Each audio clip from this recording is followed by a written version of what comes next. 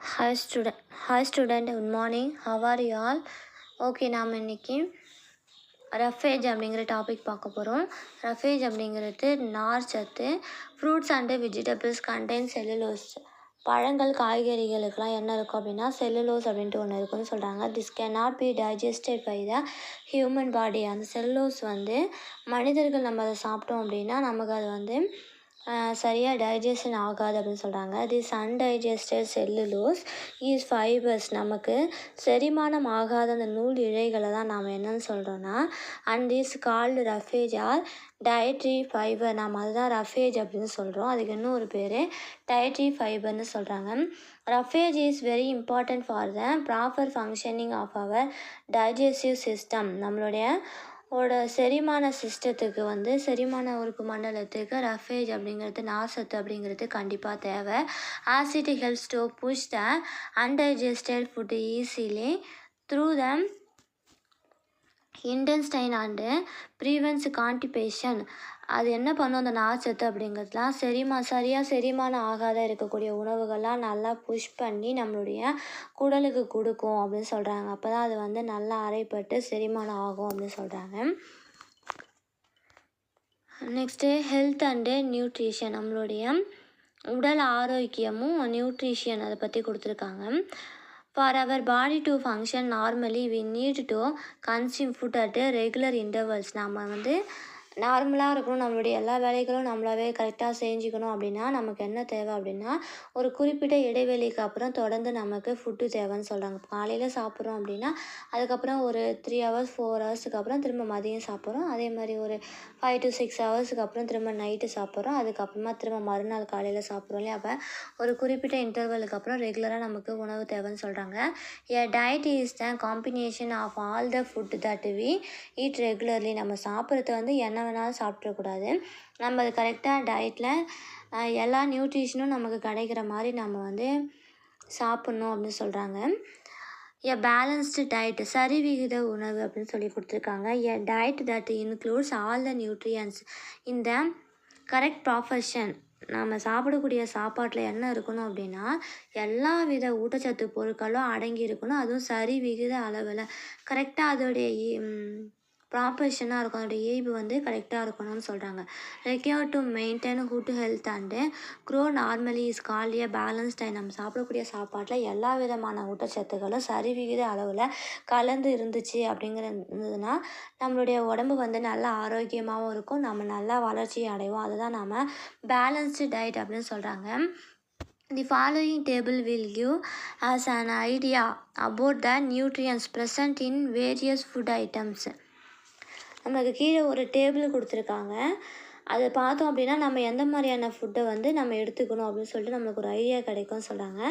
Cellulose அப்படின்னா என்னென்னா எ substance food இந்த செல் வால் ஆஃப் பிளான்ட்ஸ். செல்லுலோஸ் அப்படிங்கிறது பிளான்ட்ஸுக்கு செல் சுவராக இருக்குது இல்லையா, அதை தான் செல்லுலோஸ் அப்படின்னு சொல்கிறாங்க. ஃபஸ்ட்டு ஃபுட் ஐட்டம் கொடுத்துருக்காங்க, அதுக்கப்புறம் அது என்ன நியூட்ரியன் ப்ரெசென்ட் ஆகிருக்குன்னு கொடுத்துருக்காங்க.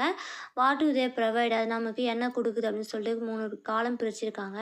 ஃபஸ்ட்டு உங்களுக்கு செரியல்ஸ் பருப்பு வகைகள் லைக் அதில் ரைஸ், வீட், ராகி, ஓட்ஸ், கார்ன், பார்லே இதெல்லாம் கொடுத்துருக்காங்க. இதுலேருந்து நமக்கு என்ன கிடைக்குது அப்படின்னா கார்போஹைட்ரேட் கிடைக்குது, protein, fat, vitamin B1, B2, B6 and minerals and like calcium, magnesium and water இதெல்லாம் நமக்கு கிடைக்குதுன்னு சொல்கிறாங்க.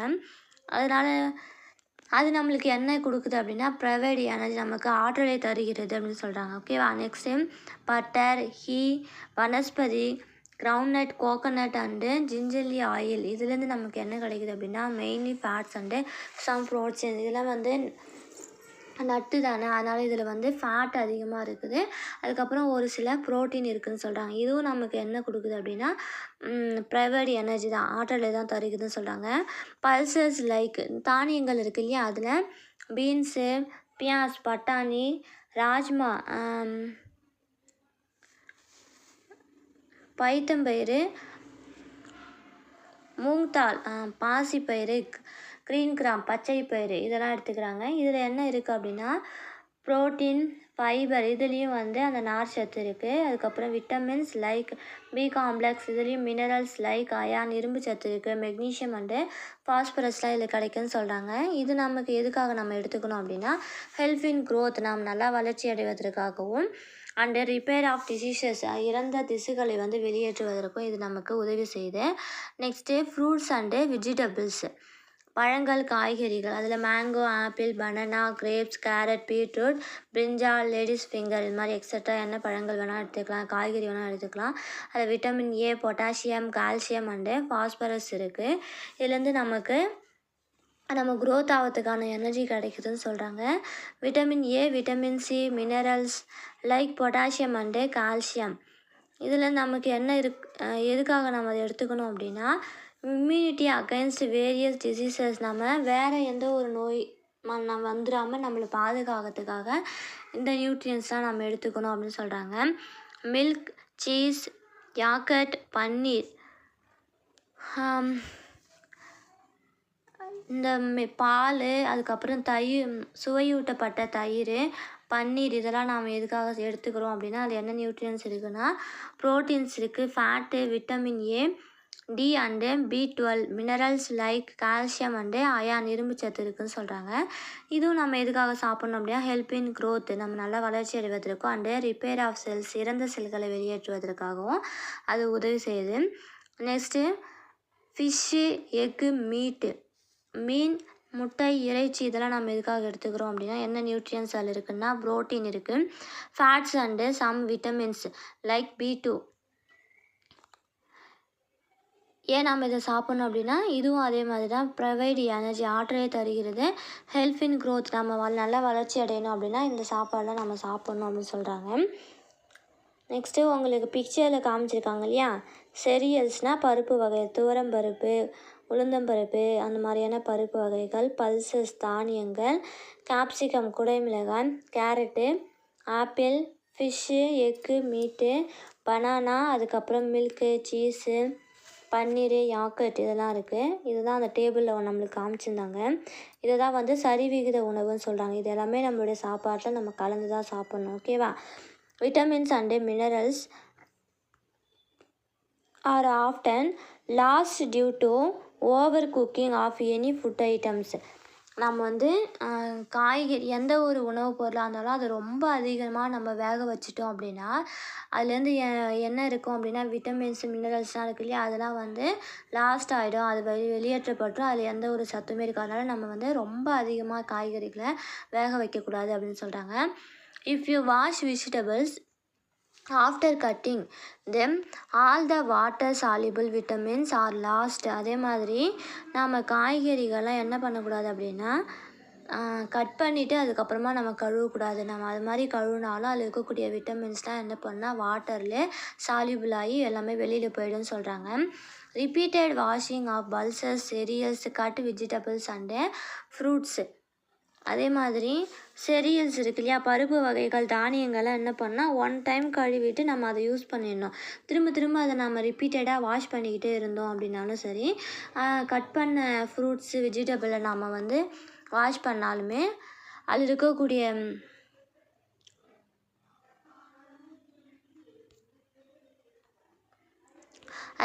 எனர்ஜிலாம் வந்து மினரல்ஸ்லாம் வந்து வெளியில் போயிடும் அப்படின்னு சொல்கிறாங்க. டெஃபிஷியன்சி டிசீசஸ், குறைபாட்டு நோய்கள். When we learn about food it is also important to learn about deficiency disorders. நம்ம வந்து நமக்கு உணவு தேவை அப்படிங்கிறத நம்ம இது வரைக்கும் பார்த்துட்டோம் இல்லையா. It is also important to learn, நமக்கு கண்டிப்பாக உணவு தேவை. உணவு பற்றாக்குறை நமக்கு இருந்துச்சு அப்படின்னா நமக்கு டிஸார்டர்ஸ், நமக்கு தேவையில்லாத குறைபாடுகளை நமக்கு வரும்னு சொல்கிறாங்க. Nutrient deficiency is the consumption of food that is devoid of or contains insufficient quantities. நமக்கு ஊட்டச்சத்து பற்றாக்குறை இருந்தாலும் சரி, உணவு பற்றாக்குறை இருந்தாலும் சரி, நமக்கு வந்து தேவையில்லாத நோய்கள்லாம் வரும்னு சொல்கிறாங்க. நம்மளுடைய உணவு வந்து நம்ம கரெக்டான நியூட்ரிஷனில் எடுத்துக்கணும். Of any of the necessary nutrients, நமக்கு தேவையான நியூட்ரியன்ஸை தான் நம்ம கண்டிப்பாக எடுத்துக்கணும்னு சொல்கிறாங்க. Deficiency of nutrients deficiency of nutrients results in various undesirable symptoms in the body. நமக்கு வந்து உணவு பற்றாக்குறைகளை நம்ம உடம்புல இருந்துச்சு அப்படின்னா நமக்கு அது தேவையில்லாத குறைபாடுகள்லாம் நம்ம கொடுத்துக்கிட்டே இருக்கும்னு சொல்கிறாங்க. Which are termed as syndromes or diseases. Let us learn about these deficiency diseases. நமக்கு எந்தெந்த குறைபாடுகள் இருந்தால் என்னென்ன நோய் வரும்னு சொல்லிட்டு அதுக்கப்புறம் உங்களுக்கு ஒரு டேபிள் கொடுத்துருக்காங்க. அதில் டெஃபிஷியன்சி டிசீசஸ் குறைபாட்டு நோய்கள், காசஸ் எதனால் அதோடைய வருது அப்படிங்கிறதுக்கான காரணங்கள், சிம்டம்ஸ் அது இருந்துச்சுன்னா நம்மளோட உடல்நலம் எப்படி இருக்கும் அப்படின்னு சொல்லிட்டு ஒரு சிம்டம் கொடுத்துருக்காங்க.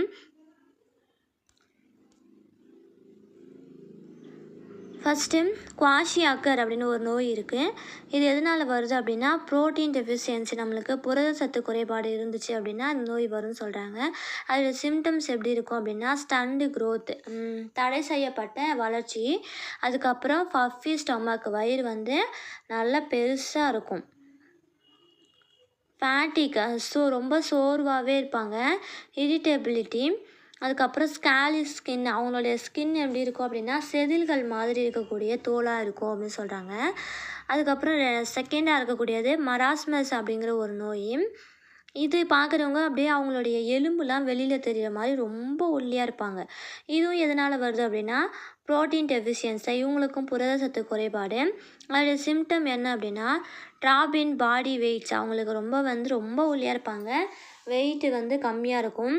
ரிப்ஸ் லுக் மோர் ப்ராமினெண்ட், அவங்களுடைய விலா எலும்புகள்லாம் அப்படியே பார்த்தாலே அவங்களுக்கு பாடிக்குள்ளால் என்ன இருக்குது அப்படிங்கிறது நல்லா வெளியில் தெரியும், அந்த அளவுக்கு ஒல்லியாக இருப்பாங்க. வீக் மசில்ஸ், அவங்களுடைய தசைகள்லாம் ரொம்ப வீக்காக இருக்கும். ரிடார்டட் மென்டல் க்ரோத், அவங்க வந்து மூளை வளர்ச்சி அந்த அளவுக்கு இருக்காது அவங்களுக்கு. அதுக்கப்புறம் நைட் பிளைண்ட்னஸ், இரவில் வந்து சில பேருக்கு கண் தெரியாது இல்லையா, மாலை கண் நோய், அது எதனால் வருது அப்படின்னா விட்டமின் ஏ குறைபாட்டினால வருது. அதோடைய சிம்டம்ஸ் என்ன அப்படின்னா no vision at night or in dim light, அவங்களுக்கு வந்து நைட்டில் கண்ணு தெரியாது, இல்லை அப்படின்னா டிம்மாக ரொம்ப வெளிச்சம் கம்மியாக இருந்துச்சு அப்படின்னா அவங்களுக்கு கண்ணு தெரியாது அப்படின்னு சொல்கிறாங்க. நெக்ஸ்ட்டு பெரி அப்படின்னு ஒரு நோய், அவங்களுக்கு மேலே பார்த்தோம் அப்படின்னா அங்கங்கே ரத்தம் இருக்கிற மாதிரி திட்டாக தெரியும். அது எதனால் வருது அப்படின்னா விட்டமின் பி டெஃபிஷியன்சியால் அவங்களுக்கு வருது. Loss of muscle function of paralysis of lower legs, அவங்களுக்கும் வந்து அவங்களுடைய மசிலில் வந்து அந்த அளவுக்கு எந்த ஒரு செயல்பாடும் இருக்காது, அவங்களும் வந்து ரொம்ப பார்க்கறதுக்கு சோர்வாக இருப்பாங்க, அவங்களுடைய தோல் முழுவதுமே வந்து இரத்த திட்டுகள் அங்கங்கே இருக்கிற மாதிரி இருக்கும். நெக்ஸ்ட்டு ஸ்கர்வி அப்படிங்கிற நோய், இது வந்து எதனால் வருதுன்னா விட்டமின் சி டெஃபிஷியன்சியால் வருது. சோவலன்ஸ் கம்ஸ், அவங்களுடைய பல் ஈறுகள் இருக்கு இல்லையா, அங்கே வந்து வீக்கமாகவே இருக்கும். அதுக்கப்புறம் அந்த பல் ஈறுகளில் வந்து ஏதோ சொத்தைப்பல் இருக்கிற மாதிரி தெரியும். அதுக்கப்புறம் வீக்கனிங் ஆஃப் டீத், அவங்களுடைய பல் வந்து அந்த அளவுக்கு ஸ்ட்ராங்காக இருக்காது. நெக்ஸ்ட்டு ரிக்கெட்ஸ் அப்படிங்கிற ஒரு நோய், இவங்களும் ரொம்ப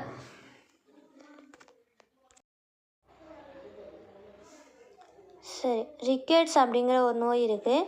இது எதனால் வருது அப்படின்னா விட்டமின் டி டெஃபிஷியன்சியால் வருது. இவங்களுக்கு என்ன பண்ணும் அப்படின்னா softening of bones leading to deformity, அப்படின்னா அவங்களுக்கு வந்து அவங்களுடைய எலும்புகள்லாம் வந்து ரொம்ப ஒல்லியாக இருக்கும், அவங்களுடைய போன்ஸ் வந்து ரொம்ப சாஃப்டாக வளைந்த மாதிரி இருக்கும் அவங்களுடைய எலும்புகள் அப்படின்னு சொல்கிறாங்க. அதுக்கப்புறம் அனிமியா அப்படிங்கிறது அயான் டெஃபிஷியன்சி, அவங்களுக்கு இரும்பு சத்து குறைபாடுனால, ரத்தம் இருக்காது அவங்களுக்கு, இரும்பு சத்து குறைபாடுனால வரும். அவங்க எப்படி இருப்பாங்க அப்படின்னா ஃபாட்டிக், அவங்களும் வந்து ரொம்ப சோர்வாக இருப்பாங்க. ஷார்ட்னஸ் ஆஃப் பிரெத், அவங்களுக்கு வந்து மூச்சு இழுத்து விடவே ரொம்ப கஷ்டமாக இருக்கும் அப்படின்னு சொல்கிறாங்க. அதுக்கப்புறம் காய்டர் தைராய்டு, இது எதனால் வருது அப்படின்னா அயோடின் டெஃபிஷியன்சியால் வருது. ஸ்வெல்லிங் ஆஃப் த நெக், அவங்களுடைய கழுத்து வந்து முன்பக்கமாக இருக்கு இல்லையா, அந்த கழுத்து வந்து கொஞ்சம் பெருசாக முன்பக்கமாக இழுத்துக்கிட்டு இருக்கிற மாதிரி இருக்கும், அவங்களுக்கு தைராய்டு பிரச்சனை இருக்குது அப்படின்னு சொல்கிறாங்க. ஓகேவா, சரி ஓகே, உங்களுக்கு இதோட முடிச்சுக்கலாம். உங்களுக்கு இன்றைக்கி என்ன ஹோம்ஒர்க் அப்படின்னா இங்கே இருக்கு இல்லையா இந்த டேபிள் இருக்குல்ல, டெஃபிஷியன்சி ஆஃப் டிசீஸ் இதுலேருந்து ஆரம்பித்து காசஸ்ஸு, சிம்டம்ஸ் இந்த 3 காலமும் இருக்கக்கூடிய நோய்கள் இதெல்லாம் போட்டு அழகாக டேபிள் எழுதி குரூப்பில் போடணும். ஓகேவா? தேங்க்யூ.